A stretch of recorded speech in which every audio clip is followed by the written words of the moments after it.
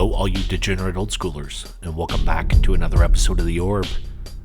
Tonight we're on round 4 of Weinfest.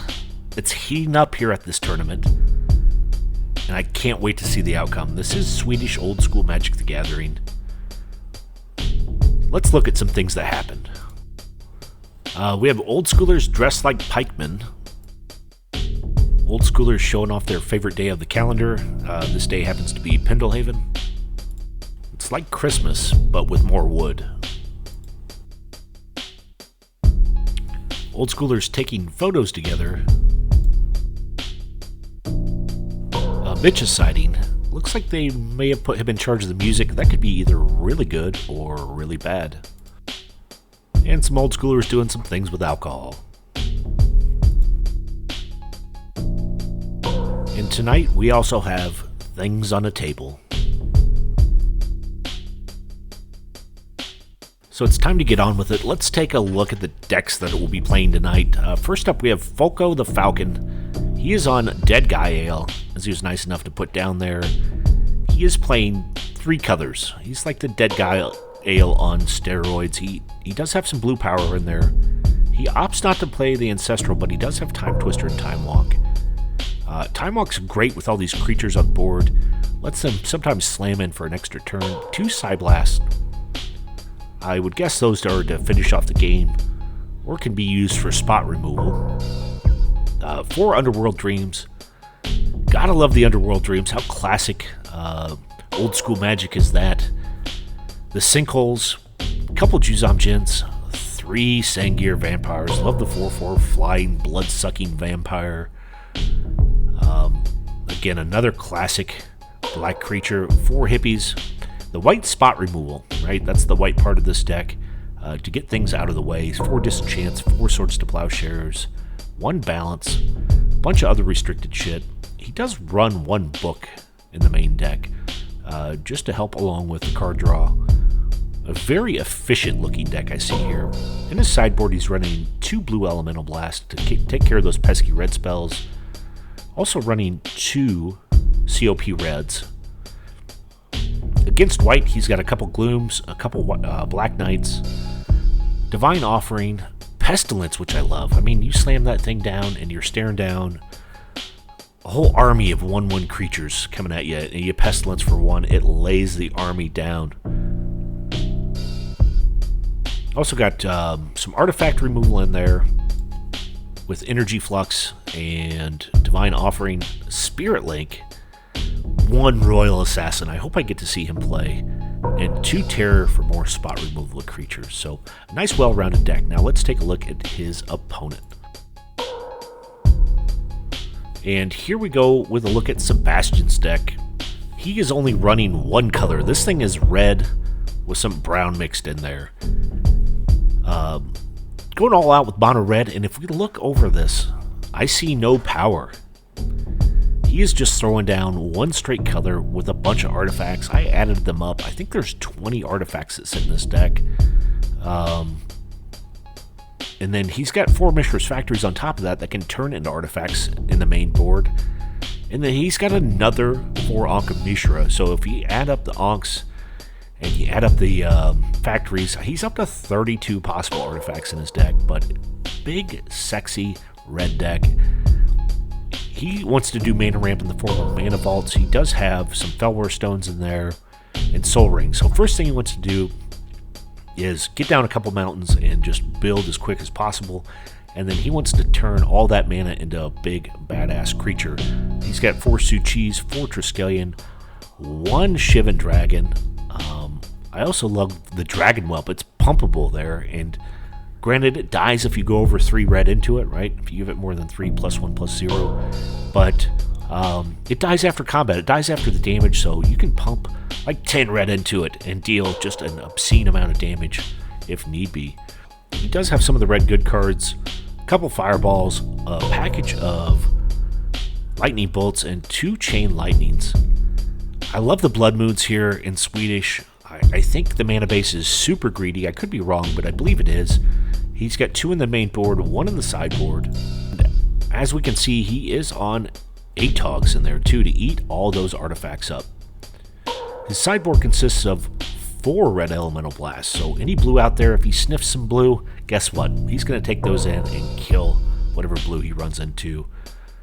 Earthquake to wipe the board with those low-lying creatures. The Onkamishra that we already mentioned. 3 Ruck Eggs. Ruck Eggs are big and sexy and can turn into 4/4 scary fucking flyers. He also has 1 more Chain Lightning and 1 Disintegrate to take care of those pesky regenerating creatures. Now, I've said enough things. Let's get off to game number 1. And here we go with game number 1. Sebastian on the right won the Who Got the Most Recent Haircut. And there's a look at his deck. Black Vice, some Atogs, some Mountains. I didn't catch all the rest. And we can see Fulco, the Falcon on the left. He's got a Disenchant. So, yeah, Sebastian fires down a Mountain straight into a Black Vice, dealing the first 3 damage of this match, dropping Fulco down to 17.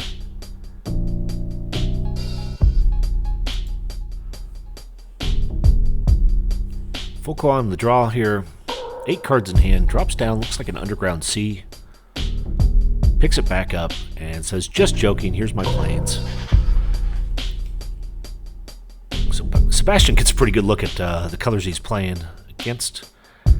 Oh, here comes an immediate Atog, followed by an immediate Swords to Plowshares. That grinning little bastard's headed off to work at the farms, and Sebastian runs up to 21 life. But Black Vice doing even more work, dropping Foco down to 15 life. Already gotten in for 5, and there's that Disenchant. So answers out a Dead Guy Ale. I mean, realistically, you know, Sebastian's deck curves out on the high end. So I don't think he minds his opponent taking it slow while he builds resources to cast one of those big ugly creatures out. And here we go. Sebastian is now facing down the barrel of a Hypnotic Spectre from Fulco. He drops another Mountain, taps 4, plays out a Suchi, so no Lightning Bolt for the Hippie. The Hippie's going to be able to nick away a card here in a minute. Fulco takes a draw. He's already used a Swords and a Disenchant, so granted he has a total of 8 white removal in the deck. Oh, 2 Trikes, yeah. Shows the camera. One's going in the bin. Cool, he gets to keep the black border trike. Props for that. He's going to want to top deck a Mountain here real quick. And his opponent plays down a book. Foco's going to want to read that book here as soon as possible, getting extra card advantage. Now, Sebastian, remember the damage from the... Yeah, he's already ready to throw that trike down. He found his Mountain. Decides to send Suchi in first, does the right thing, knocks Fulco down to 11. There he goes, tapping things very quickly. There's Machine Gun Trike, 4/4 with 3 shots from the machine gun at any given time. He has no cards in hand, so I mean, I don't think you want to waste the counters at this point. We'll see what he ends up doing. You might as well take the damage from the Hippie. You're not losing out on anything other than 2 life, and that's not the worst thing out there. But, I mean, that trike can shoot off anti-aircraft flak. Nope. Gonna decide to just take the 2 damage. Sebastian drops down to 17 life. Foco on 11. And if you think about it, Sebastian's got 2 4/4 creatures. That's 8 damage. And then he can drop those trike arms right across Foco's face. Let's see what he draws here. Yeah, comes in for 8. Oh, this is not looking good. Down to 3 life. Belwar Stone. Oh, he doesn't remove the counters. Oh, here we go. There we go. They're on it. Hey, this is late in the day. Round number 4. I'm sure these old schoolers are out having a good time. I know I always do when I travel. And sometimes decisions take an extra second to make. They got to the right answer, though. That was game. Sebastian said, hey, you're dead. What are we doing here? So Sebastian up a quick one. I mean, that was just a couple minutes in the making. These two will swap out some cards and line up for game number 2. Here we go with game number 2. In case you missed it, or left to go to the bathroom, Mono Red just absolutely crushed Dead Guy Ale. very breakneck speed. But Foco's on the play here. He does take a mulligan, starts with 6 in hand, not messing around this time. Comes up with 6 mana turn 1. Holy shit, drops a Juzam Jin down. That's going to be tough for Sebastian to deal with. He does find a Black Vice. 1 damage dealt off by just Juzam Jin. He's already under the Vice. And here comes 5 damage, so that is tough. Dropping Sebastian down to 15, followed immediately up by a hippie. Unfortunately, the camera's cutting out, and Sebastian just cuts his losses and says, I can't deal with that, which he can't. Staring down the barrel at 7 damage next turn. Looks like they're moving on to the last game. So somehow game 2 was, I think, twice as fast as game number 1. Here we are with game number 3. And here we go. Sebastian has 3 mountains, a Mana Vault, Black Vice, a Mana Rock, and a Suchi. And Fulco has a bunch of mana sources in there. Looks like a Sinkhole, possibly another hippie hanging around in his hand. So game number 3 should go by maybe a little bit more normal pace. Sebastian plays out a mountain and a Black Vice. So immediately doing some damage again over to Fulco, dropping him down to 17 before this thing even starts off.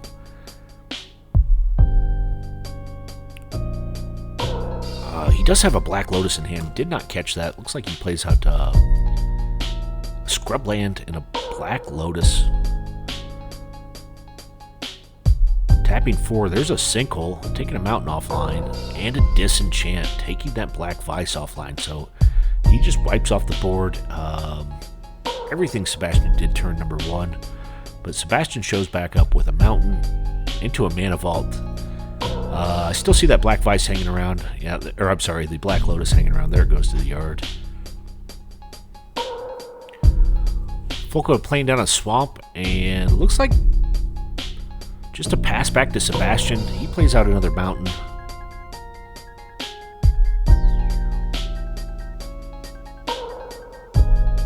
Deciding on what he wants to do. Well, it looks like he's tapping 1. Oh, look at that. A second Mana Vault. So right now he has access to 7 mana on turn 2 here. Or I guess it's his turn 3. Tapping everything. Plays out, ooh, a Suchi 4/4 wide body with 1 Blood Moon. Shutting off 50% of Fulco's lands that are sitting out in play right now. And even worse, if we go back and look at the video, I think he only has 5 basics in there, and then 2 Moxen, and he's already used up his Lotus. So he's going to have access to a lot of red mana sources. Sebastian's going to lose a couple life there, drop down to 18 from the Mana Vaults, but he is cracking in for 4 here.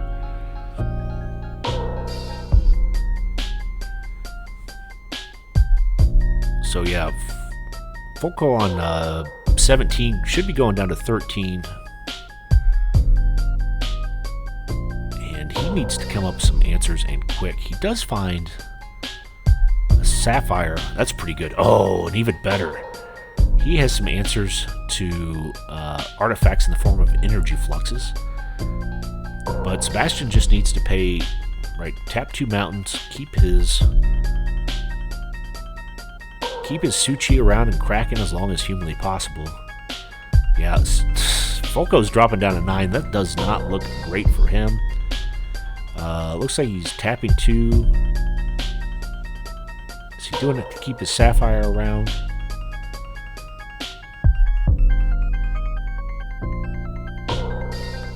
Fortunately, there's a little bit of spotty internet where this was recorded. That's why we see the jumps. It is not my video. Okay, he taps his mountains, his expensive-looking signed mountains, to keep that Sapphire around. That makes sense. Draws his card. Yeah, access to 1 blue and 1 black. That's tough for his deck right now. Yeah, just a pass. Well, we can see, yeah, there's a Shatter and an Atog hanging out there.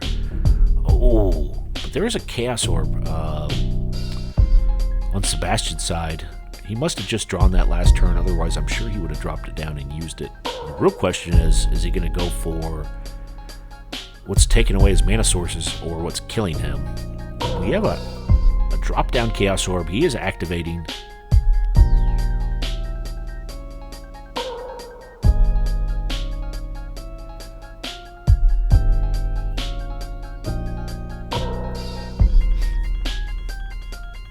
Looks like he's going to take the Suchi. Makes sense because he is on 5. I mean, he's dangerous to being dead. The Jedrils will never know if it's hit. That part is missed out on the video, but the players come to an agreement that the Suchi dies and is now in a graveyard. We can see Sebastian's played out an Atog with nothing for the Atog to eat, but again, Fulco's on 5 and plays out a Mox Pearl of his own. He's going to need to pay for that next turn, but he does now have access to white and a balance. That's a pretty good answer. Atog's going to the yard. Sebastian's only got 2 cards in hand, and it looks like they both have 3 lands, so really that balance just killed off the Atog, and Fulco's going to have to discard a card. Let's see what he chooses here. Sengir Vampire. Yeah.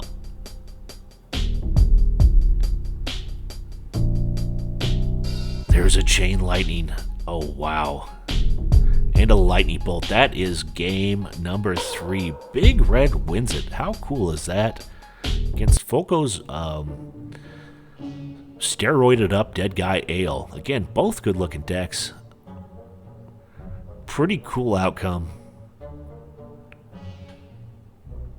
As always, thanks for watching the Orb and have a good night.